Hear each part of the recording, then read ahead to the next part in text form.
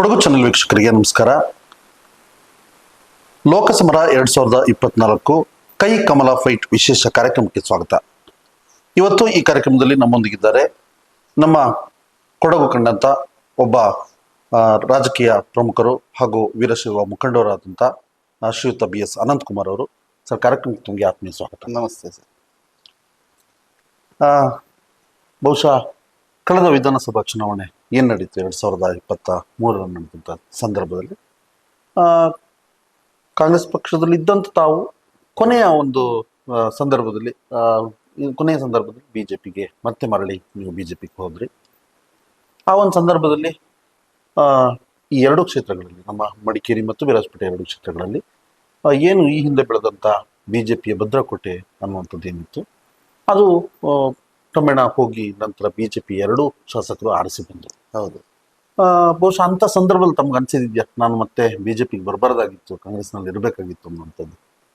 ನನಗೆ ಆತರ ಏನು ಅನ್ಸಿಲ್ಲ. ವಿಚಾರ ಏನಂತಂದ್ರೆ, ನಮ್ಮ ಸಾಮರ್ಥ್ಯದ ಮೇಲೆ ರಾಜಕಾರಣ ಮಾಡ್ತಾ ಇರೋದು, ವೈಯಕ್ತಿಕ ಸಾಮರ್ಥ್ಯದ ಮೇಲೆ. ಜನರಿಗೆ ನಮ್ಮ ಕೈಲಿ ಏನ್ ಸಹಕಾರ ಆಗುತ್ತೆ, ಸಾಮಾಜಿಕವಾಗಿ ಯಾವ ರೀತಿಯಾಗಿ ಕೆಲಸ ಕಾರ್ಯಗಳನ್ನ ಮಾಡ್ಬೇಕು, ರಾಜಕೀಯವಾಗಿ ಯಾವ ರೀತಿ ಕೆಲಸ ಕಾರ್ಯಗಳನ್ನ ಮಾಡ್ಬೇಕು, ಅದನ್ನ ನಿರಂತರವಾಗಿ ನಾನು ಮಾಡ್ಕೊಂಡ್ ಬರ್ತಾ ಇದ್ದೇನೆ ಸತತ ಒಂದು 10-15 ವರ್ಷಗಳಿಂದ ಕೂಡ. ಹಾಗಾಗಿ ಎಲ್ಲೋ ಒಂದ್ ಕಡೆ ಅಷ್ಟೆಲ್ಲಾ ಪಕ್ಷನ ಕಟ್ಬಿಟ್ಟು ಕೊನೆಗಾಲದಲ್ಲಿ ನಾವು ಆ ಪಕ್ಷನ ತ್ಯಜಿಸಿದ್ದು ಎಲ್ಲ ಒಂದ್ ಕಡೆ ನೋವಿದೆ. ಆದ್ರೆ ಪಕ್ಷದ ನೋವಿಲ್ಲ, ಅದು ಪಕ್ಷದ ನಾಯಕರುಗಳ ಮೇಲೆ ಇದ್ದಂತಹ ಒಂದು ನಂಬಿಕೆನ ನಾವು ಕಳ್ಕೊಂಡಿದ್ವಿ. ಯಾಕೆಂದ್ರೆ ಅವರು ನಮ್ಮ ಮೇಲೆ ದುಡ್ಸ್ಕೊಂಡಿದ್ರು. ಅದನ್ನ ಅವರು ಯಾವ ರೀತಿಯಾಗಿ ನಮ್ಮನ್ನ ಕೊನೆಗಾಲದಲ್ಲಿ ನಡ್ಸ್ಕೊಬೇಕಿತ್ತು, ಅದರಲ್ಲಿ ಅವರು ತಪ್ಪಿದ್ದಾರೆ. ಅದ್ರ ಬಗ್ಗೆ ವಿಷಾದ ಇದೆ. ಆದ್ರೆ ಪಕ್ಷದಿಂದ ಏನು ಸಮಸ್ಯೆ ಇರ್ಲಿಲ್ಲ. ಆದ್ರೆ ಒಂದು ರಾಜಕೀಯ ಪಕ್ಷ, ಒಂದು ರಾಷ್ಟ್ರೀಯ ಪಕ್ಷವನ್ನ ನಾವು ಯಾಕೆ ಇಷ್ಟಪಡ್ತೇವೆ ಅಂತ ಅಂದ್ರೆ, ಜನರನ್ನ ನಾವು ತಲುಪಬೇಕು ಅಂತ ಅಂದ್ರೆ ಒಂದು ರಾಜಕೀಯ ಪಕ್ಷ ಇರಬೇಕು.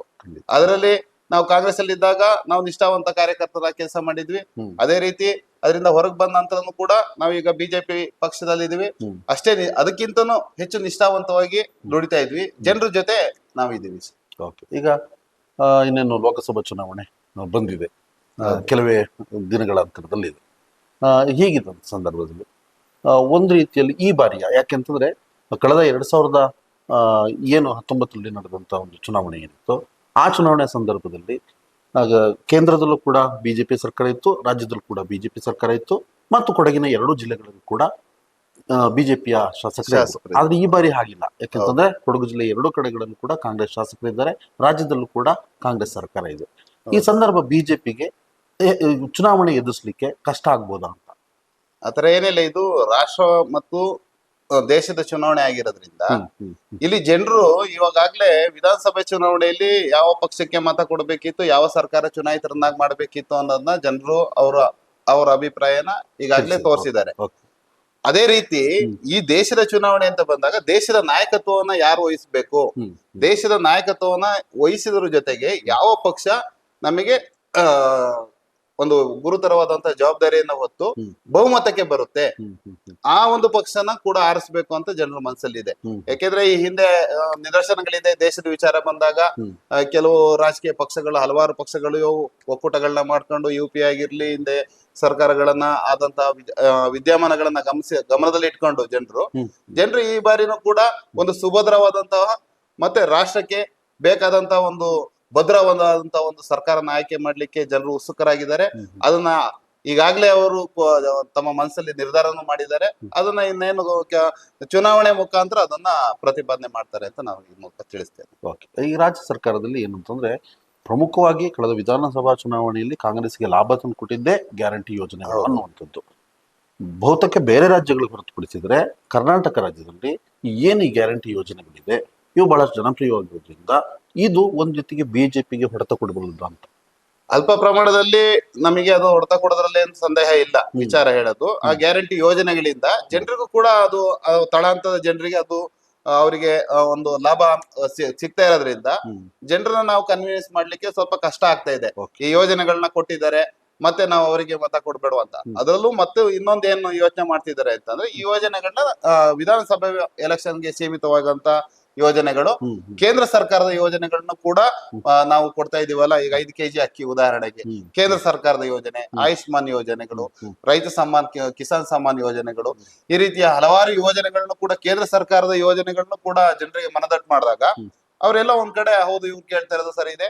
ಮತ್ತು ಸುಭದ್ರವಾದಂತ ಒಂದು ಸರ್ಕಾರ ನರೇಂದ್ರ ಮೋದಿ ಅವರ ನೇತೃತ್ವದಲ್ಲಿ ಪ್ರತಿ ಮನೆ ಮನೆಗೂ ನೀರಿನ ಸೌಕರ್ಯನ ಮಾಡ್ಕೊಡೋದು, ಹ್ಮ್ ಮತ್ತೆ ಗರೀಬಿ ಕಲ್ಯಾಣ ಯೋಜನೆಗಳನ್ನ ಅವ್ರನ್ನ ಬಡತನ ನಿರ್ಮೂಲನೆ ಮಾಡುವಂತ ಯೋಜನೆಗಳಿದೆಯಲ್ಲ, ಇದ್ರ ಬಗ್ಗೆನೂ ಕೂಡ ಸಾಕಷ್ಟು ಜನರು ಉತ್ಸುಕರಾಗಿದ್ದಾರೆ. ಮುಂದೆ ನಮಗೆ ಇದೇ ಸರ್ಕಾರ ಬೇಕು ಅಂತಾನು ಕೂಡ ನಿಶ್ಚಯ ಮಾಡಿದ್ದಾರೆ. ಓಕೆ. ಕಳೆದ ಎರಡು ಅವಧಿಯಲ್ಲೂ ಕೂಡ ಹಿಂದಿನ ಏನ್ ಸಂಸದರಿದ್ದಾರೆ ಪ್ರತಾಪ್ ಸಿಂಹ ಅವರು ಈ ಕ್ಷೇತ್ರವನ್ನ ಪ್ರತಿನಿಧಿಸಿದ್ರು. ಹೌದು. ಆದ್ರೆ ಏಕಾಏಕಿ ಕೊನೆಯ ಸಂದರ್ಭದಲ್ಲಿ ಪ್ರತಾಪ್ ಸಿಂಹ ಅವರನ್ನ ಬದಲಾವಣೆ ಮಾಡಿದ್ದಂಥದ್ದು ಬಿಜೆಪಿಗೆ ಒಂದ್ ರೀತಿಯಲ್ಲಿ ಹೊಡೆತ ಕೊಡಬಲ್ಲದ ಇಲ್ಲಿಯ ಈ ಕ್ಷೇತ್ರದ ಜನರು ಒಂದ್ ರೀತಿಯಲ್ಲೂ ಒಂದ್ ಕಡೆ ಪ್ರತಾಪ್ ಸಿಂಹ ಅವರ ಬದಲಾವಣೆಗೆ ಹ್ಮ್ ಪೆಟ್ಟು ಕೊಡ್ಲಿದ್ದಾರೆ ಅಂತ. ಆ ರೀತಿ ಏನು ನಡೆಯುವಂತ ಸಂಭವ ಇಲ್ಲ. ಯಾಕೆಂದ್ರೆ ಸ್ವಲ್ಪ ಜನ ಯೋಚನೆ ಮಾಡಿದ್ರು ಫಸ್ಟಿಗೆ. ಅವರ ಯಾವಾಗಲೂ ಟಿಕೆಟ್ ಒಬ್ರಿಗೆ 10 ವರ್ಷಗಳಿಂದ ಒಬ್ರು ಸಂಸದರಾಗಿ ಕೆಲಸ ಮಾಡ್ಕೊಂಡು ಬಂದಾಗ ನಿರಂತರ ಜನರ ಜೊತೆ ಒಡನಾಟ ಇಟ್ಕೊಂಡಿರ್ತಾರೆ ಮತ್ತು ಹಲವಾರು ಅಭಿವೃದ್ಧಿ ಕೆಲಸಗಳನ್ನ ಮಾಡಿರ್ತಾರೆ. ಅದನ್ನು ಇನ್ನು ಮುಂದುವರಿಸಬೇಕು ಅನ್ನೋ ಒಂದು ಭಾವನೆ ಅವರಲ್ಲಿ ಇರುತ್ತೆ. ಈ ಹೈಕಮಾಂಡ್ ನಿರ್ಧಾರಕ್ಕೆ ತಲೆ ಬಾಗ್ಲೇಬೇಕಾಗುತ್ತೆ. ನಮ್ಮ ಹೈಕಮಾಂಡ್ ಅವರಿಗೆ ಭರವಸೆನೂ ಕೂಡ ಕೊಟ್ಟಿದೆ. ಮುಂದಿನ ದಿನಗಳಲ್ಲಿ ಅವರಿಗೆ ಇನ್ನೂ ಒಳ್ಳೆಯ ಹುದ್ದೆಗಳನ್ನು ಕೊಡುವುದರ ಮುಖಾಂತರ ಅವರಿಗೆ ಯಾವ ಸರ್ಕಾರದಲ್ಲಿ ಅವರೂ ಕೂಡ ಒಂದು ಭಾಗವಾಗಿ ಅವರನ್ನ ನೋಡ್ತೇವೆ. ಅದಕ್ಕೆ ಯಾವುದೇ ಗೊಂದಲ ಬೇಡ. ಅದನ್ನು ಅವರು ಕೂಡ ಅದನ್ನ ಒಪ್ಪಿ ಅದನ್ನ ಕೆಲಸ ಮಾಡ್ಲಿಕ್ಕೆ ಅವರು ಉತ್ಸುಕರಾಗಿ ಮಾಡ್ತಾ ಇದ್ದಾರೆ. ಬಿಜೆಪಿಗೆ ಪ್ರಜಾಪ್ರಭುತ್ವ ವ್ಯವಸ್ಥೆ ಮೇಲೆ ನಂಬಿಕೆ ಇಲ್ಲ. ಹಾಗಾಗಿ ಏನ್ ರಾಜವಂಶಸ್ಥರನ್ನ ಈ ಚುನಾವಣೆಗೆ ಅಭ್ಯರ್ಥಿಯನ್ನ ಘೋಷಣೆ ಮಾಡಿದ್ದಾರೆ. ಆದ್ರೆ ಕಾಂಗ್ರೆಸ್ ಹಾಗೆ ಮಾಡಿಲ್ಲ. ಕೇವಲ ಒಬ್ಬ ಸಾಮಾನ್ಯ ಕಾರ್ಯಕರ್ತನಿಗೆ ಇಲ್ಲಿ ಅವಕಾಶವನ್ನು ನೀಡಿದೆ ಅನ್ನುವಂಥದ್ದು ಕಾಂಗ್ರೆಸ್ಸಿಗರ ವಾದ.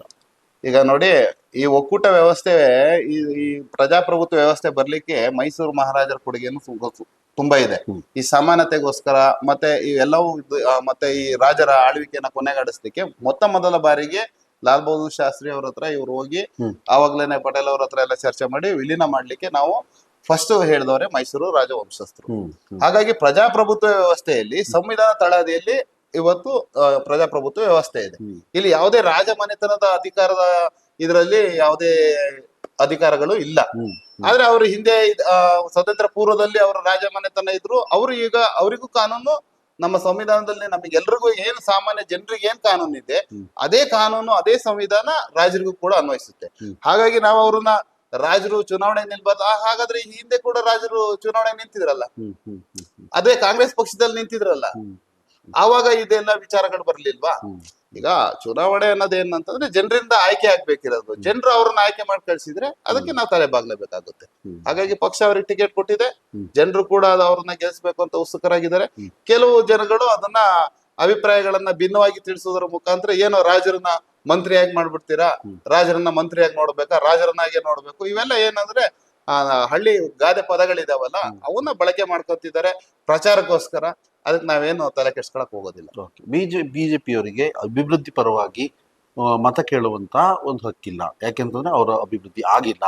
ಅದರಿಂದಾಗಿ ಮೋದಿ ಹೆಸರು ಹೇಳ್ಕೊಂಡು ನೀವು ಮೋದಿ ಕೈನ ಬಲಪಡಿಸಿ ಮೋದಿಗೆ ಓಟ್ ಕೊಡಿ ಅನ್ನೋದಾಗಿ ಪ್ರತಿಯೊಬ್ಬ ಅಭ್ಯರ್ಥಿ ಕೂಡ ಪ್ರಚಾರ ಮಾಡ್ತಿದ್ದಾರೆ ಅನ್ನುವಂಥದ್ದು. ಅಭಿವೃದ್ಧಿ ವಿಚಾರಗಳಲ್ಲಿ ಭಾರತದ ಇವತ್ತು ನಾವು 5ನೇ ಆರ್ಥಿಕ ಶಕ್ತಿಯಾಗಿ ವಿಶ್ವದಲ್ಲಿ ನೋಡ್ತೀವಿ. ಈಗ ಮನಮೋಹನ್ ಸಿಂಗ್ ಸರ್ಕಾರ 10 ವರ್ಷ ಸತತ ಆಡಳಿತ ನಡೆಸಿದಾಗ 17ನೇ ಸ್ಥಾನದಲ್ಲಿದ್ದೀವಿ ನಾವು ಭಾರತ ದೇಶ. ಮತ್ತೆ ರಕ್ಷಣಾ ವಿಚಾರದಲ್ಲಿ ನಾವು ಹೋಗ್ಬೇಕು ಅಂತ ಅಂದ್ರೂ ಕೂಡ ವಿದೇಶಗಳು ಕೂಡ ಈ ಚೀನಾ ಇರ್ಬೋದು, ಪಾಕಿಸ್ತಾನ ಇರ್ಬೋದು, ಈಗ ನಮ್ಮ ಅಕ್ಕಪಕ್ಕದ ದೇಶಗಳು ಕೂಡ ಭಾರತದ ಬಗ್ಗೆ ಹಗುರವಾಗಿ ಅವರು ನೋಡ್ತಾ ಇರೋಂಥದ್ದು. ರಕ್ಷಣಾ ವಿಚಾರದಲ್ಲಿ ಭಾರತನ ಬೇಕಿದ್ರೆ ಎದುರಿಸಬಹುದೇನೋ, ಕುತಂತ್ರದಿಂದ ನಾವು ಎದುರಿಸಬಹುದು, ತಂತ್ರದಿಂದ ಅಲ್ಲ ಕುತಂತ್ರದಿಂದ ಎದುರಿಸಬಹುದು ಅನ್ನೋ ಒಂದು ಭಾವನೆ ಇತ್ತು. ಆದ್ರೆ ಈ ಸುದೀರ್ಘ ಅವಧಿಯಲ್ಲಿ 10 ವರ್ಷಗಳ ಅವಧಿಯಲ್ಲಿ ನರೇಂದ್ರ ಮೋದಿ ಸರ್ಕಾರನ ಬಂದ ನಂತರ ಇಲ್ಲಿ ಆಗ್ತಿರೋಂಥ ಬದಲಾವಣೆಗಳು ದೇಶದ ಮಟ್ಟದಲ್ಲಿ ಮತ್ತು ಅಂತಾರಾಷ್ಟ್ರೀಯ ಮಟ್ಟದಲ್ಲಿ ಆಗ್ತಿರೋಂಥ ಬದಲಾವಣೆಗಳು ಮತ್ತು ಅಭಿವೃದ್ಧಿ, ಈಗ ಒಂದೇ ಭಾರತ್ ಟ್ರೈನ್ ಇರ್ಬೋದು, ಮತ್ತೆ ರಕ್ಷಣಾ ವಿಚಾರದಲ್ಲಿ ಇರ್ಬೋದು, ಮತ್ತೆ ಎಲ್ಲಾ ರಂಗಗಳಲ್ಲಿಯೂ ಕೂಡ ನಾವು ಮುಂದೆ ಹೋಗ್ತಾ ಇರೋದ್ರಿಂದ ಅಭಿವೃದ್ಧಿ ವಿಚಾರದಲ್ಲಿ ನಾವು ಅಟಲ್ ಬಿಹಾರಿ ವಾಜಪೇಯಿ ಅವರು ಆವಾಗ್ಲೇನೆ ರಸ್ತೆಗಳನ್ನ ಅಭಿವೃದ್ಧಿ ಮಾಡೋದ್ರಿಂದ ದೇಶದ ಅಭಿವೃದ್ಧಿ ಆಗುತ್ತೆ. ಅಭಿವೃದ್ಧಿ ವಿಚಾರಗಳಲ್ಲಿ ಬಿಜೆಪಿ ಮುಂದಿದೆ. ಅದನ್ನ ಯಾವ ಮಟ್ಟದಲ್ಲಿ ತಲುಪಿಸ್ಬೇಕು ಪ್ರಜೆಗಳಿಗೆ ಮತ್ತೆ ಕಾರ್ಯಕರ್ತರಿಗೆ ಮತ್ತೆ ಮತದಾರರಿಗೆ, ಆ ನಿಟ್ಟಿನಲ್ಲಿ ಕೆಲಸ ಮಾಡ್ತಿದೆ. ಈಗ 2014 2019 ನಡೆದ ಚುನಾವಣೆಗಳು ಒಂದ್ ರೀತಿಯಲ್ಲಿ ಮೋದಿಯ ಹವಾ ಇಂದ ನಡೀತು ಅನ್ನೋದು. ಆದ್ರೆ ಈಗ ಮೋದಿಯ ಹವಾ ಕಡಿಮೆ ಆಗಿದೆ. ಇಲ್ಲ, ಯಾವುದೇ ಒಂದು ಸರ್ಕಾರ ಸತತವಾಗಿ 10 ವರ್ಷಗಳನ್ನ ಆಳ್ವಿಕೆ ನಡೆಸ್ತಾ ಬಂದಾಗ ಕೆಲವಷ್ಟು ಜನರು ಮತ್ತು ನಮ್ಮ ಅಪೋಸಿಷನ್ ಪಾರ್ಟಿಗಳು ಈ ರೀತಿಯಾದಂತಹ ವಿಚಾರಗಳನ್ನ ತೇಲ್ಬಿಡೋದು ಸಹಜ. ಇದು ರಾಜಕೀಯದಲ್ಲಿ ಆಗ್ತಿರೋಂತ ವಿಚಾರಗಳು. ಆದ್ರೆ ಮೋದಿ ಅವರ ಹವ ಇವತ್ತರೆಗೂ ಎಲ್ಲೂ ಕೂಡ ಕಡಿಮೆ ಆಗಿಲ್ಲ. ಕಡಿಮೆ ಆಗಿದ್ರೆ 18 ರಾಜ್ಯಗಳಲ್ಲಿ ಅಧಿಕಾರದಲ್ಲಿದೆ ಬಿಜೆಪಿ. ಎಷ್ಟು ರಾಜ್ಯಗಳಲ್ಲಿ ಇವರು ಅಧಿಕಾರದಲ್ಲಿದೆ, ಕಾಂಗ್ರೆಸ್ ಆಗ್ಲಿ ಅಥವಾ ಇತರ ಪಕ್ಷಗಳು. ಈ ರೀತಿಯಾದಂತ ವಿಚಾರಗಳು ತುಂಬಾ ಇದೆ. ಆದ್ರೆ ವರ್ಚಸ್ಸು ಅನ್ನೋದನ್ನ ಅಂತಾರಾಷ್ಟ್ರೀಯ ಮಟ್ಟದಲ್ಲೂ ಕೂಡ ಹೆಚ್ಚಾಗಿದೆ. ಅದನ್ನ ಇಡೀ ಅಂತಾರಾಷ್ಟ್ರೀಯ ಮಾಧ್ಯಮಗಳ ಮುಖಾಂತರನಾಗ್ಲಿ, ಅಂತಾರಾಷ್ಟ್ರೀಯ ಪ್ರಧಾನ ಮಂತ್ರಿಗಳು ನಮ್ಮ ದೇಶಕ್ಕೆ, ಭಾರತಕ್ಕೆ ಈಗ ಕೊಡ್ತಾರಂತ ಗೌರವಗಳನ್ನ ನೋಡ್ತಾ ಇದ್ರೆ ಅದನ್ನ ವರ್ಚಸ್ ಇನ್ನೂ ಜಾಸ್ತಿ ಆಗಿದೆ ಅಂತ ಜನರಿಗೂ ಕೂಡ ಗೊತ್ತಾಗಿದೆ. ಪ್ರತಿಯೊಬ್ಬ ಭಾರತೀಯನಿಗೂ ಕೂಡ ಅದು ಅರ್ಥ ಆಗಿದೆ. ಓಕೆ ವೀಕ್ಷಕರೇ, ಒಂದು ಸಣ್ಣ ಬ್ರೇಕ್ ತಗೋತೀನಿ. ಬ್ರೇಕ್ ನಂತರ ಮತ್ತೆ ನಮ್ಮ ಹಿರಿಯ ರಾಜಕೀಯ ನಾಯಕರಾದಂತಹ BS ಅನಂತಕುಮಾರ್ ಅವರೊಂದಿಗೆ ಮಾತುಕತೆಯನ್ನ ಮುಂದುವರಿಸೋಣ.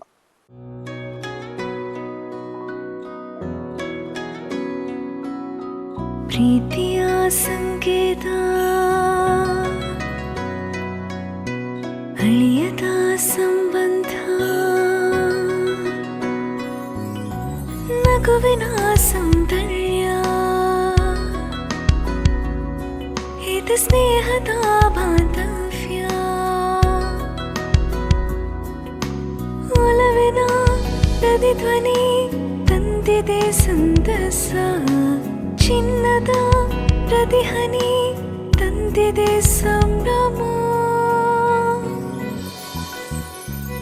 ಮುಳಿಯ ಜ್ಯೂಸ್ ಕಣ ಕಣದಲು ಆನಂದ, ಮುಳಿಯ ಜ್ಯೂಸ್ ಕಣ ಕಣದಲು ಸೌಂದರ್ಯ, ಮುಳಿಯ ಜ್ಯೂಸ್ ಕಣ ಕಣದಲು ಆನಂದ, ಮುಳಿಯ ಜ್ಯೂಸ್ ಕಣ ಕಣದಲು ಸೌಂದರ್ಯ. ಮುಳಿಯಾ ಜ್ಯೂಸ್, ಕ್ರಿಯೇಟಿಂಗ್ ಹ್ಯಾಪಿನೆಸ್. ಜೀವನದಲ್ಲಿ ಸಕ್ಸಸ್ಫುಲ್ ಆಗಬೇಕು ಅಂತಂದ್ರೆ ನಾವು ಮಾಡೋ ಬಿಸ್ನೆಸ್ ಅಲ್ಲಿ ಸಕ್ಸಸ್ನ ಕಾಣಬೇಕು. ಬಿಸ್ನೆಸ್ ಇನ್ವೆಸ್ಟ್ಮೆಂಟ್ಗೆ ಹೊಸ ಲ್ಯಾಂಡ್ ಮಾರ್ಕ್ ರೋಹನ್ ಸಿಟಿ. ಮಂಗಳೂರಿನ ಬಿಜೆಯಲ್ಲಿರುವ ರೋಹನ್ ಸಿಟಿಯಲ್ಲಿ 550 ಅಪಾರ್ಟ್ಮೆಂಟ್ಸ್, 250ಕ್ಕೂ ಹೆಚ್ಚು ಕಮರ್ಷಿಯಲ್ ಶಾಪ್ಸ್, ರೆಸ್ಟೋರೆಂಟ್, ಮಲ್ಟಿಪರ್ಪಸ್ ಹಾಲ್, 80,000 ಸ್ಕ್ವೇರ್ ಫೀಟ್ ನ ದ ಬೆಸ್ಟ್ ಸಿಟಿ ಕ್ಲಬ್, ಜೊತೆಗೆ ಮತ್ತಷ್ಟು ಸೌಲಭ್ಯಗಳು. ನಿಮ್ಮ ಹೂಡಿಕೆಗೆ ಬೆಸ್ಟ್ ಪ್ರೈಸ್ ಸಿಗುವಾಗ ತಡ ಯಾಕೆ? ನಿಮ್ಮ ಸಕ್ಸಸ್ನ ಹೊಸ address Rohan city, Vijay, Mangaluru.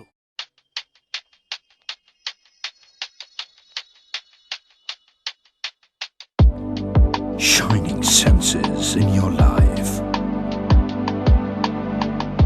Desirable designs.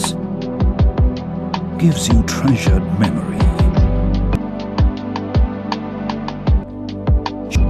Sharda Jewelers. ಒಂದು ಬ್ರೇಕ್ ನಂತರ ಮತ್ತೆ ಕಾರ್ಯಕ್ರಮಕ್ಕೆ ಸ್ವಾಗತ ವೀಕ್ಷಕರೇ. ನಾವು ಇವತ್ತು ನಮ್ಮ ಹಿರಿಯ ರಾಜಕೀಯ ಮುಖಂಡರು ಹಾಗೂ ವೀರಶೈವ ಸಮಾಜದ ಮುಖಂಡರಾದಂಥ ಶ್ರೀಯುತ BS ಅನಂತಕುಮಾರ್ ಅವರೊಂದಿಗೆ ರಾಜಕೀಯ ವಿಚಾರವಾಗಿ ಮಾತುಕತೆಯನ್ನ ನಡೆಸ್ತಾ ಇದ್ದರು. ಸರ್, ಮತ್ತೆ ಈಗ ಬಹುಶಃ ಯಾವುದೇ ಒಂದು ಚುನಾವಣೆ ಬಂದಂಥ ಸಂದರ್ಭದಲ್ಲಿ ಅಲ್ಲಿ ಜಾತಿವಾರು ಲೆಕ್ಕಾಚಾರ ಅನ್ನುವಂಥದ್ದು ಬರೋ ಸಹಜ. ಹೌದು, ಪ್ರತಿಯೊಂದು ಚುನಾವಣೆಯಲ್ಲೂ ಕೂಡ ಇರ್ತದೆ. ತಾವೊಬ್ಬರು ವೀರಶೈವ ಮುಖಂಡರಾಗಿದ್ದೀರಿ. ಇಂಥ ಒಂದು ಸಂದರ್ಭದಲ್ಲಿ ನಮ್ಮ ಕೊಡಗಿನಲ್ಲಿ ಬಹುತೇಕ ವೀರಶೈವ ಮತಗಳಿದ್ದಾವೆ. ಹೌದು. ಈ ಮತಗಳು ಒಂದು ರೀತಿಯಲ್ಲಿ ಬಿಜೆಪಿ ಪಕ್ಷದ, ಈ ಹಿಂದೆ ನೋಡಿದಂಥದ್ದು ಬಿಜೆಪಿ ಪಕ್ಷದ ಫೇವರ್ ಆಗಿದ್ರು. ಹೌದು. ಅದಕ್ಕೆ ಕಾರಣ ಏನಂದ್ರೆ ಸನ್ಮಾನ್ಯ BS ಯಡಿಯೂರಪ್ಪನವರು. ಹೌದು. ಇವತ್ತೆಲ್ಲೋ ಒಂದ್ ಕಡೆ ಕುಟುಂಬ ರಾಜಕಾರಣ ಮಾಡುವಂಥದ್ದು ಇದೆ ಅನ್ನುವಂಥ ಆರೋಪಗಳು ಕೇಳಿ ಬರ್ತಾ ಇದೆ. ಯಾಕಂದ್ರೆ ಯಡಿಯೂರಪ್ಪನವರ ಮನೆಯಲ್ಲೇ ಅವರೇ ಮಕ್ಕಳಿಗೆ ಕೊಡ್ತಾ ಇದ್ದೀರ ಅನ್ನೋದು ನಿಮ್ಮ ಪಕ್ಷದವರೇ ಆದಂತ ಈಶ್ವರಪ್ಪ ಕೂಡ ಅದನ್ನು ಹೇಳಿರುವಂಥದ್ದು. ಹೀಗಿದ್ದಾಗ ಈ ವೀರಶೈವ ಮತಗಳು ಸ್ಪ್ಲಿಟ್ ಆಗುವಂತ ಚಾನ್ಸಸ್ ಇರ್ತದ? ನೋಡಿ, ಇಲ್ಲಿ ಒಂದು ರಾಜಕೀಯ ಕುಟುಂಬದಿಂದ ಬಂದಂತ ವ್ಯಕ್ತಿ ಯಡಿಯೂರಪ್ಪನವರ ಪುತ್ರ. ಯಡಿಯೂರಪ್ಪನವರು ಸತತ 40-45 ವರ್ಷಗಳಿಂದ ಅಧಿಕವಾಗಿ ಅವರ ರಾಜಕಾರಣದಲ್ಲಿ ಇದ್ದಾರೆ. ಅವರ ಮಗನು ಕೂಡ ಅವರ ಬೆನ್ನೆಲುಬಾಗಿ ರಾಜಕೀಯವನ್ನ ಅವ್ರ ಜೊತೆನೆ ಕರಗತ ಮಾಡ್ಕೊಂಡು ರಾಜಕಾರಣದಲ್ಲಿ ಹಲವಾರು ವರ್ಷಗಳಿಂದ ತೊಡಗಿಕೊಂಡು ಬಂದು MLA ಆಗಿದ್ಕೊಂಡು ಆ ನಂತರ ಅವರಿಗೆ ಅವರ ಪರಿಶ್ರಮಕ್ಕೆ ಹೈಕಮಾಂಡ್ ಅವರನ್ನ ರಾಜ್ಯಾಧ್ಯಕ್ಷರನ್ನಾಗಿ ನೇಮಕ ಮಾಡಿದೆ. ಅವ್ರು ಎಲ್ಲೂ ಕೂಡ ನಮ್ಮ ತಂದೆಯಿಂದ ನನಗೆ ಈ ಒಂದು ಸ್ಥಾನಕ್ಕೆ ಬಂದಿದೆ ಅಂತ ಎಲ್ಲೂ ಹೇಳ್ಬೇಡಿ, ನನ್ನ ಪರಿಶ್ರಮದಿಂದ ಮತ್ತೆ ಹೈಕಮಾಂಡ್ ನನ್ನ ಕೆಲಸನ ಗುರುತು ನೋಡಿ ನನಗೆ ಈ ಒಂದು ಅವಕಾಶನ ಕೊಟ್ಟಿದೆ ಅಂತ ಇರೋದ್ರಿಂದ, ಮತ್ತೆ ಪ್ರಬಲವಾದ ಒಂದು ಕಮ್ಯುನಿಟಿ ನಾಯಕನಾಗಿರೋದ್ರಿಂದ ಈ ಹಿಂದೆ ಯಡಿಯೂರಪ್ಪನವರಿಗೆ ಯಾವ ರೀತಿಯಾದಂತಹ ಒಂದು ವೀರಶೈವ ಸಮಾಜ ಅವ್ರಿಗೆ ಬೆನ್ನೆಲುಬಾಗಿತ್ತು, ಅದೇ ರೀತಿಯಾಗಿ ಈ ಹಿಂದಿನ ವಿಧಾನಸಭಾ ಚುನಾವಣೆಯಲ್ಲಿ ಅವರನ್ನು ಮುಖ್ಯಮಂತ್ರಿ ಸ್ಥಾನದಿಂದ ಇಳಿಸಿದ್ದು ಎಲ್ಲೋ ಒಂದ್ ಕಡೆ ಮನಸ್ಸಿಗೆ ಆಘಾತ ಆಗಿ ಬಿಜೆಪಿಗೆ ಸ್ವಲ್ಪ ವಿರುದ್ಧವಾಗಿ ಮಾತಾಡಿದ್ದಿದೆ, ಮತ್ತೆ ಮತ ಹಾಕಿರೋದು ಇದೆ. ಆದ್ರೆ ಈ ಬಾರಿ ಮೋದಿ ಅವ್ರನ್ನ ಪ್ರಧಾನಮಂತ್ರಿ ಮಾಡ್ಬೇಕು ಅನ್ನೋ ಸದುದ್ದೇಶದಿಂದ ಮತ್ತೆ ಅದನ್ನ ತಿದ್ದುಪಡಿಕೊಂಡು ಯಡಿಯೂರಪ್ಪನವರ ಮಗ ಆದಂತ ವಿಜೇಂದ್ರಣ್ಣ ಅವರಿಗೆ ಕೂಡ ರಾಜ್ಯಾಧ್ಯಕ್ಷ ಸ್ಥಾನನ ಕೊಟ್ಟಿರೋದ್ರಿಂದ ಅವರ ಕೈ ಬಲಪಡಿಸ್ಬೇಕು. ಮತ್ತೆ ರಾಜ್ಯದಲ್ಲಿ ಈ ಹಿಂದೆ ಗೆದ್ದಂತ ಎಲ್ಲಾ ಸ್ಥಾನಗಳನ್ನ ಗೆಲ್ಲುವುದರ ಮುಖಾಂತರ ಉಳಿದ ಸ್ಥಾನಗಳಲ್ಲೂ ಕೂಡ 28ರಲ್ಲಿ 28 ಸ್ಥಾನಗಳನ್ನ ಗೆಲ್ಬೇಕು ಅನ್ನೋ ಏನ್ ಬಯಕೆ ಇದೆ ಅದನ್ನ ಈಡೇರಿಸೋ ನಿಟ್ಟಲ್ಲಿ ಎಲ್ಲಾ ಸಣ್ಣ ಪುಟ್ಟ ಜಾತಿ ಲೆಕ್ಕಾಚಾರಗಳು ಕೂಡ ಇಲ್ಲಿ ರಾಜಕೀಯವಾಗಿ ಗಣನೆಗೆ ಬರುತ್ತೆ. ಎಲ್ಲಾ ಜಾತಿವಾರ ಲೆಕ್ಕಾಚಾರಗಳನ್ನ ಗಣನೆಗೆ ತಗೊಂಡು ರಾಷ್ಟ್ರೀಯ ನಾಯಕರು ಮತ್ತು ರಾಜ್ಯ ನಾಯಕರು ಎಲ್ಲರೂ ನಮ್ಮ ಅಭ್ಯರ್ಥಿಗಳು ಕೂಡ ಎಲ್ಲರೂ ಅದರಲ್ಲಿ ಯಾವ ರೀತಿ ರಾಜಕೀಯ ಮಾಡ್ಬೇಕು ಅನ್ನೋದನ್ನ ತಿಳ್ಕೊಂಡು ಎಲ್ಲರದು ಒಂದು ಬೆಂಬಲನ ಪಡ್ಕೊಂಡು ಈ ಬಾರಿ ಬಹುಮತದಿಂದ ಗೆಲ್ಲೋದು ಸಾಧ್ಯ ಆಗುತ್ತೆ ಅಂತ ನಮ್ಮ ಭಾವನೆ. ಓಕೆ, ಈಗ ಯದುವೀರ್ ಏನು ಅಭ್ಯರ್ಥಿ ಇದ್ದಾರೆ, ಲೋಕಸಭಾ ಕ್ಷೇತ್ರದ ಅಭ್ಯರ್ಥಿ ಇದ್ದಾರೆ, ಯದುವೀರ್ ರಾಜವಂಶಸ್ಥ ಕುಟುಂಬಕ್ಕೆ ಸೇರಿದವರು, ಜನಸಾಮಾನ್ಯರೊಟ್ಟಿಗೆ ಅವ್ರು ಬೆರಲಿಕ್ಕೆ ಸಾಧ್ಯ ಇಲ್ಲ. ಹಾಗಿದ್ದಂಥ ಸಂದರ್ಭದಲ್ಲಿ ಒಬ್ಬ ರಾಜಮನೆತನದವರು ಒಂದು ಸಾಮಾನ್ಯ ಕ್ಷೇತ್ರಕ್ಕೆ ಬಂದು ಜನರೊಟ್ಟಿಗೆ ಬೆರೆತು ಹೇಗೆ ಅವರ ಕಷ್ಟಗಳನ್ನ ಆಲಿಸಿ ಸಮಸ್ಯೆಗಳನ್ನ ನಿವಾರಣೆ ಮಾಡ್ಲಿಕ್ಕೆ ಸಾಧ್ಯ ಅನ್ನುವಂಥದ್ದು. ರಾಜಮನೆತನದ ವ್ಯಕ್ತಿ ಅವರು ಸಮಾಜ ಸೇವೆಯನ್ನ ಈಗಾಗಲೇ ತೊಡಗಿಸ್ಕೊಂಡಿದ್ದಾರೆ. ಸಮಾಜ ಸೇವೆಯಲ್ಲಿ ಸರ್ಕಾರಿ ಶಾಲೆಗಳನ್ನ ಸ್ವಚ್ಛತೆ ಮಾಡೋದು, ಇನ್ನ ಹಲವಾರು ಪ್ರಾಣಿ ಮತ್ತೆ ವನ್ಯಜೀವಿಗಳಿಗೆ ಬೇಕಾದಂತ ಸಾಮಾಜಿಕ ಕಾರ್ಯಗಳಲ್ಲಿ ಅವ್ರು ಈಗಾಗಲೇ ಹಲವಾರು ವರ್ಷಗಳಿಂದ ತೊಡಗಿಸ್ಕೊಂಡಿದ್ದಾರೆ. ಅದ್ರ ಜೊತೆಗೆ ಅವ್ರು ಈಗಾಗಲೇ ಅವರು ಹೇಳಿದ್ದಾರೆ, ಒಂದು ಕಚೇರಿಯನ್ನ ನಾವು ತೆರಿತೇವೆ, ಅದನ್ನ ನೀವು ಅರಮನೆಗೆ ಬರಬೇಕು ಅಂದ್ರೆ ಅರಮನೆ ವಿಚಾರನೆ ಬೇರೆ, ಸಂಸದನಾಗಿ ನಾನು ಸಂಸದನ ಕಚೇರಿಯನ್ನ ತೆರಿತೇನೆ, ಆ ಕಚೇರಿಗೆ ಯಾವಾಗ ಬೇಕಿದ್ರು ಭೇಟಿ ಕೊಡ್ಬೋದು, ಕೊಡಗಲ್ಲೂ ಕೂಡ ಒಂದು ಕಚೇರಿ ತೆರಿತೇನೆ, ನಾನು ಇಂಥ ದಿವಸ ಬರ್ತೇನೆ ಅಂತ ಹೇಳಿದಾಗ ಅಲ್ಲಿ ಕಚೇರಿಲಿ ಅಲ್ಲಿ ಇರ್ತಾರೆ, ಅಹವಾಲುಗಳನ್ನ ಸ್ವೀಕಾರ ಮಾಡ್ತೇವೆ. ಮತ್ತೆ ಅದ್ರ ಜೊತೆಗೆ ನಾವೇನ್ ಹೇಳ್ತೀವಿ ಅಂದ್ರೆ ಎಲ್ಲಾ ಸ್ಥಳೀಯ ಮುಖಂಡರುಗಳು ಇರ್ತಾರೆ. ಒಂದು ಪಕ್ಷ ಅಂತ ಹೇಳಿದಾಗ ಸಂಸದರಿಂದ ಏನ್ ಕೆಲಸ ಆಗ್ಬೇಕು, ಮತದಾರ ಹೋಗಿ ಅವ್ರ ಹತ್ರ ನೇರವಾಗಿ ಹೋಗಿ ಕೆಲಸ ಮಾಡ್ಸ್ಕೊಂಡ್ ಬರ್ಬೇಕು ಅನ್ನೋದು ಎಲ್ಲರಿಗೂ ಅದೊಂದು ಇರಲ್ಲ. ಇಲ್ಲಿ ಸ್ಥಳೀಯವಾಗಿ ನಾಯಕರುಗಳು ಯಾರಿರ್ತಾರೆ ಅವ್ರ ಹತ್ರನು ಹೋಗಿ ಕೆಲಸ ಮಾಡ್ಸ್ಕೊಂಡ್ ಬರೋ ಅಂತ ವಿಚಾರ ಇರೋದ್ರಿಂದ ಇದನ್ನ ಅಪಚಾರಕ್ಕೋಸ್ಕರ ಮಾಡ್ತಾ ಇರೋದೇ ಹೊರತು ಇದು ವಿಚಾರ ಅಲ್ಲ ಅಂತ ನಾನು ಹೇಳಲಿಕ್ಕೆ ಇಚ್ಛೆ ಪಡ್ತೇನೆ. ಈಗ ಹಿಂದಿನ ಚುನಾವಣೆಗಳಲ್ಲಿ ಬಿಜೆಪಿ ಏಕಾಂಗಿಯಾಗಿ ಮತ್ತು ಚುನಾವಣೆಯನ್ನು ಎದುರಿಸಿದಂಥದ್ದು.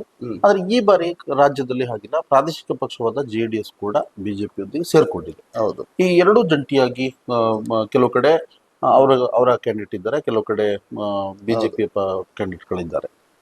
ಇದು ಬಿಜೆಪಿಗೆ ಲಾಭನ ನಷ್ಟ ಆಗುತ್ತೆ ಅಂತ JDS ಒಟ್ಟಿಗೆ. ರಾಜ್ಯದ ಏಕೈಕ ಪ್ರಧಾನಮಂತ್ರಿ ಆಗಿದ್ದವರು ಅಂತಂದ್ರೆ ದೇವೇಗೌಡರು. ಅವರು ಹಿರಿಯ ಮುತ್ಸದ್ದಿಗಳು ಕೂಡ, JDS ಪಕ್ಷದ ವರಿಷ್ಠರು ಕೂಡ ಆಗಿರೋದ್ರಿಂದ ಅವರು ಅಷ್ಟು ಸುಲಭಕ್ಕೆ ತೀರ್ಮಾನಗಳನ್ನ ತಗೊಳ್ಳುವಾಗ, ನಿರ್ಧಾರಗಳನ್ನ ಮಾಡುವಾಗ ಅದು ಅಷ್ಟು ಬಲಿಷ್ಠವಾದ ನಿರ್ಧಾರನ ತಗೊಂಡಿರ್ತಾರೆ. ಅದ್ರ ಜೊತೆಗೆ ಈ ಬಾರಿ JDS ಮತ್ತೆ NDA ಮೈತ್ರಿಕೂಟಕ್ಕೆ JDS ಬಂದಿರೋದ್ರಿಂದ NDA ಮೈತ್ರಿಕೂಟ ಇನ್ನಷ್ಟು ಬಲವಾಗಿದೆ. ಮತ್ತೆ JDSಗೆ ಬಿಟ್ಕೊಟ್ಟಿರೋ 3 ಕ್ಷೇತ್ರಗಳಲ್ಲೂ ಕೂಡ ಬಿಜೆಪಿಯ ಬೆಂಬಲದೊಂದಿಗೆ NDA ಅಭ್ಯರ್ಥಿ ಅಲ್ಲೂ ಕೂಡ ಗೆಲ್ತಾರೆ. ಈ ಬಾರಿ ಇಲ್ಲೂ ಕೂಡ JDS ಇಂದ ನಮಗೆ ಮತಗಳು ಸ್ವಲ್ಪ ಕ್ರೋಢೀಕರಣ ಆಗೋದ್ರಿಂದ ಇದೆಲ್ಲ ಹಿಂದೆ ಒಡಂಬಡಿಕೆ ಇರೋದ್ ರೀತಿ ಆಗಿರೋದ್ರಿಂದ ಇದೆಲ್ಲವೂ ಕೂಡ ನಮಗೆ ಪ್ಲಸ್ ಆಗುತ್ತೆ ಅನ್ನೋ ಒಂದು ಭಾವನೆ ನಮ್ಮಲ್ಲಿದೆ. ಒಂದ್ ರೀತಿಯಲ್ಲಿ ಈ JDS ಬಿಜೆಪಿ ಜೊತೆ ಹೋಗಿರೋದ್ರಿಂದ ಏನು JDS ಜಾತ್ಯತೀತ ಅನ್ನುವಂಥದ್ದಿತ್ತು, ಒಂದು ಕೋಮು ಭಾವನೆ ಹೊಂದಿರುವಂತ ಪಕ್ಷದೊಂದಿಗೆ JDS ಹೋಗಿದೆ. ಆದ್ರಿಂದ ಅಲ್ಲಿ ಇರುವಂತ ಏನು ಜಾತ್ಯತೀತ ಮನೋಭಾವನೆಯಲ್ಲಿದ್ದವರು ಮರಳಿ ಕೆಲವರು ಕಾಂಗ್ರೆಸ್ಗೆ ಬಂದಿದ್ದಾರೆ. ಇದು ಒಂದ್ ರೀತಿ ಹೊಡೆತ ನೀಡಲ್ವಾ ಬಿಜೆಪಿ? ಇದು ಜಾತ್ಯತೀತ ಅಂದ್ರೆ ಜಾತ್ಯತೀತವಾಗಿ ನಾವು ಎಲ್ಲಾ ಸವಲತ್ತುಗಳನ್ನ ಜನರಿಗೆ ಕೊಡಬೇಕಿರೋದು. ಸವಲತ್ತುಗಳನ್ನ ನೀಡಬೇಕಾದ್ರೆ ಜಾತಿ ಬರಲ್ಲ. ಎಲ್ಲಾ ಹಿಂದುಳಿದವರಿಗೆ, OBC ಅವರಿಗೆ, ಅಲ್ಪಸಂಖ್ಯಾತರು ಪ್ರತಿಯೊಬ್ಬರಿಗೂ ಎಲ್ಲಾ ಸವಲತ್ತುಗಳನ್ನ ತಗೋತಾರೆ. ಈ ಮತದಾನ ರಾಜಕಾರಣ ಅಂತ ಬಂದಾಗ, ಚುನಾವಣೆ ಅಂತ ಬಂದಾಗ ಈ ತತ್ವಗಳು ಜಾತ್ಯತೀತ ಈ ತರ ಬರುತ್ತೆ. ಅದೇ ಚುನಾವಣೆಯಲ್ಲಿ ಗೆದ್ದ ನಂತರ ಯಾವುದೇ ಸರ್ಕಾರ ಆಗ್ಲಿ ಅಲ್ಲಿ ಜಾತಿನ ತಗೊಬಂದ್ಬಿಟ್ಟು ಅವರು ಅಭಿವೃದ್ಧಿ ಮಾಡಲ್ಲ. ಒಂದು ಅಭಿವೃದ್ಧಿ ಪರವಾದಂತಹ ಒಂದು ಯೋಜನೆಗಳನ್ನ ಕೇಂದ್ರ ಸರ್ಕಾರ ಕೊಡ್ತಾ ಇರೋದ್ರಿಂದ ಇಲ್ಲಿ ಜಾತ್ಯತೀತ ಅನ್ನೋ ಪದಕ್ಕೆ ಅಷ್ಟೊಂದು ಜನ ಅದನ್ನ ಇಷ್ಟಪಡಲ್ಲ ಅಂತ ನನ್ನ ಭಾವನೆ ಇದೆ. ಒಂದು ರೀತಿಯಲ್ಲಿ ನಿಮ್ಮ ದೃಷ್ಟಿಕೋನದಲ್ಲಿ, ಯಾಕಂದ್ರೆ ಬಹುಶಃ ಬಹಳಷ್ಟು ತಾವು ಸುಮಾರು ರಾಜಕೀಯ ಅನುಭವ ಇದ್ದಂಥವ್ರು, ಈ ಚುನಾವಣೆಯಲ್ಲಿ ಜನರು ಬಿಜೆಪಿಗೆ ಯಾಕೆ ಮತ ಕೊಡಬೇಕು? ಬಿಜೆಪಿಗೆ ಯಾಕೆ ಮತ ಕೊಡಬೇಕು ಅಂದ್ರೆ ದೇಶದ ರಕ್ಷಣೆಗೋಸ್ಕರ ಹಿಂದುತ್ವದ ಆಧಾರದಲ್ಲಿ 2 ಸೀಟಿಂದ ಹಿಡಿದು ಇವತ್ತು 380 ಸೀಟ್ಗಳಿಗೆ ಈ ಬಾರಿ 400 ಇದನ್ನ ಮಾಡ್ತೇವೆ ಅಂತ ಹೇಳಿರೋದು. ಮತ್ತೆ ಸತತ 500 ವರ್ಷಗಳಿಂದ ರಾಮನ ಭಕ್ತರುಗಳು ಇದ್ರು ಕೂಡ ರಾಮನ ಒಂದು ಇಲ್ಲಿ ನಾವು ದೇವಸ್ಥಾನನ ನಾವು ಕಟ್ಲಿಕ್ಕೆ ಆಗಿರ್ಲಿಲ್ಲ. ಅದನ್ನ ಈ ಒಂದು 10 ವರ್ಷಗಳ ಅವಧಿಯಲ್ಲಿ ಕಟ್ಕೊಟ್ಟಾಗಿದೆ. ಮತ್ತೆ ರಕ್ಷಣಾ ವಿಚಾರದಲ್ಲಿಯೂ ಕೂಡ ದೇಶ ಬಲಿಷ್ಠವಾಗಿದೆ. ಪಾಕಿಸ್ತಾನಕ್ಕೆ ನೇರವಾಗಿ ಎಚ್ಚರಿಕೆಯನ್ನ ಕೊಡುವಂತ ಒಂದು ಶಕ್ತಿಯುತವಾದಂತ ಒಂದು ರಕ್ಷಣಾ ವ್ಯವಸ್ಥೆ ಮತ್ತು ಅಷ್ಟೇ ಶಕ್ತಿಯುತವಾದಂತ ಒಂದು ಪ್ರಧಾನಮಂತ್ರಿಯನ್ನ ಸತತ 10 ವರ್ಷಗಳಿಂದ ಜನರು ನೋಡ್ತಾ ಇದ್ದಾರೆ. ಭದ್ರತೆ ಅನ್ನೋದು ದೇಶದ ಒಳಗಡೆ ಇರುವಂತ ಜನರಿಗೆ ಯಾವತ್ತೂ ನಮ್ಮ ಈ ಒಂದು ಬಿಜೆಪಿ ಸರ್ಕಾರದಿಂದ ಮತ್ತೆ ನರೇಂದ್ರ ಮೋದಿ ಅವರಿಂದ ಸಿಗುತ್ತೆ ಅಂತ, ಮತ್ತೆ ದೇಶದ ಎಲ್ಲಾ ಪ್ರಜೆಗಳಿಗೂ ಕೂಡ ಈ ಒಂದು ಕೋವಿಡ್ ಅಂತ ಒಂದು ಮಹಾಮಾರಿ ಬಂದಾಗ ಲಸಿಕೆನ ಪ್ರತಿಯೊಬ್ಬರಿಗೂ ಹಾಕ್ಸ್ಕೊಡೋದ್ರ ಜೊತೆಗೆ ಬಡ ರಾಷ್ಟ್ರಗಳಿಗೂ ಕೂಡ ಉಚಿತವಾಗಿ ಕೊಟ್ಟಂತ ಒಂದು ದೇಶ ನಮ್ದು. ಇಂಥ ಒಂದು ಎಲ್ಲಾ ಒಂದು ಸಂದರ್ಭದಲ್ಲಿಯೂ ಕೂಡ ದೇಶ ಕಷ್ಟದಲ್ಲಿರುವಾಗಲಿ ಅಥವಾ ದೇಶಕ್ಕೆ ಬಂದಂತ ಒಂದು ತೊಂದರೆಗಳನ್ನ ನಿವಾರಣೆ ಮಾಡೋ ನಿಟ್ಟಿನಲ್ಲಿ ಮಾಡಿದಂತ ಒಂದು ಸತ್ಕಾರ್ಯಗಳಿದೆಯಲ್ಲ ಪ್ರಧಾನಮಂತ್ರಿ ಯೋಜನೆಗಳು, ಇವುಗಳನ್ನ ಜನರು ಮನಗಂಡು ಜನರು ಬಿಜೆಪಿ ವೋಟ್ ಕೊಡಬೇಕು ಅಂತ ನಮ್ಮ ಇಚ್ಛೆ. ಓಕೆ. ಕೊನೆಯದಾಗಿ ನಮ್ಮ ಒಂದು ವಾಹಿನಿ ಮುಖಾಂತರ ತಾವು ಜನಗಳಲ್ಲಿ ಮತದಾರರಲ್ಲಿ ಏನ್ ಮನವಿ ಮಾಡ್ಕೊತೀರ? ಕೊಡಗು ಚಾನಲ್ ಮುಖಾಂತರ ನಾನು ತಮ್ಮಲ್ಲಿ ಬೇಡ್ಕೊಳ್ಳೋದೇನೆಂದ್ರೆ, ಈ ಬಾರಿ 2024 ಕೊಡಗು ಮೈಸೂರು MP ಕ್ಷೇತ್ರದಲ್ಲಿ ಯದುವೀರ್ ಅವರು ಬಿಜೆಪಿ ಮತ್ತು NDA ಪಕ್ಷದ ಅಭ್ಯರ್ಥಿಯಾಗಿ JDS ನ ಅಭ್ಯರ್ಥಿಯಾಗಿ ಸ್ಪರ್ಧೆ ಮಾಡಿದ್ದಾರೆ. ಈ ಒಂದು ಸ್ಪರ್ಧೆಯಲ್ಲಿ ಅವರನ್ನ ಅತ್ಯಂತ ಹೆಚ್ಚು ಮತಗಳಿಂದ ಕೊಡುವುದರ ಮುಖಾಂತರ ಮೈಸೂರು ಕೊಡಗುನ ಮತ್ತೊಮ್ಮೆ 3ನೇ ಬಾರಿಗೆ ಹ್ಯಾಟ್ರಿಕ್ ಗೆಲುವಿನೊಂದಿಗೆ ಮತ್ತೆ ನರೇಂದ್ರ ಮೋದಿ ಅವರ ಹ್ಯಾಟ್ರಿಕ್ ಸರ್ಕಾರ ಬರಲಿಕ್ಕೆ ತಮ್ಮೆಲ್ಲ ಅಮೂಲ್ಯವಾದ ಮತವನ್ನ ಕಡ್ಡಾಯವಾಗಿ ಮತದಾನ ಮಾಡುವುದರ ಮುಖಾಂತರ 26ನೇ ತಾರೀಕು ಮತ ಮಾಡಿ ಬಿಜೆಪಿನ ಗೆಲ್ಸಿ ಅಂತ ಕೇಳ್ಕೊತೇನೆ. ಬಹಳಷ್ಟು ವಿಚಾರಗಳ ಬಗ್ಗೆ ಚರ್ಚೆ ಮಾಡಿದ್ದೀರಾ ಸರ್, ಮತ್ತು ಏನೋ ಒಂದು ರೀತಿಯಲ್ಲಿ ತಮ್ಮ ಅನುಭವದ ಪ್ರಕಾರ ರಾಜಕೀಯ ವಿಚಾರಗಳನ್ನು ನಮ್ಮೊಂದಿಗೆ ಹಂಚ್ಕೊಂಡಿದ್ದೀರಾ. ಈ ಒಂದು ಚುನಾವಣೆ ಸಂದರ್ಭದಲ್ಲಿ ಬಹಳಷ್ಟು ತಾವು ಕೂಡ ಬ್ಯುಸಿ ಇರ್ತೀರಾ. ಅಂಥ ಸಂದರ್ಭದಲ್ಲೂ ಕೂಡ ನಮ್ಮ ಕೊಡಗು ಚಾನಲ್ನೊಂದಿಗೆ ತಮ್ಮ ಅಭಿಪ್ರಾಯಗಳನ್ನ ಹಂಚ್ಕೊಂಡಿದ್ದೀರಾ. ನಮ್ಮೆಲ್ಲ ವೀಕ್ಷಕರ ಪರವಾಗಿ ಹಾಗೂ ಕೊಡಗು ಚಾನಲ್ ಬಳಗದ ಪರವಾಗಿ ತಮಗೆ ಹೃತ್ಪೂರ್ವಕ ಅಭಿನಂದನೆಗಳು ಸರ್. ಧನ್ಯವಾದ. ಓಕೆ ವೀಕ್ಷಕರೇ, ಇದು ನಮ್ಮ ಕೊಡಗಿನ ಒಬ್ಬರು ಹಿರಿಯ ಅನುಭವಿ ರಾಜಕಾರಣಿಯಾದಂಥ BS ಅನಂತಕುಮಾರ್ ಅವರ ಮಾತುಗಳು. ಮುಂದೆ ಮತ್ತೊಂದು ವಿಶೇಷ ಕಾರ್ಯಕ್ರಮದಲ್ಲಿ ಮತ್ತೊಬ್ಬ ವ್ಯಕ್ತಿಯೊಂದಿಗೆ ಮತ್ತೊಂದು ಕಾರ್ಯಕ್ರಮದಲ್ಲಿ ಭೇಟಿಯಾಗೋಣ. ಕಾವೇರಿ ನಾಡಿನ ಸಮಗ್ರ ಸುದ್ದಿ ಹಾಗೂ ಮಾಹಿತಿಗಾಗಿ ನೋಡ್ತಾ ಇರಿ ಕೊಡಗು ಚಾನಲ್. ವಂದನೆಗಳು.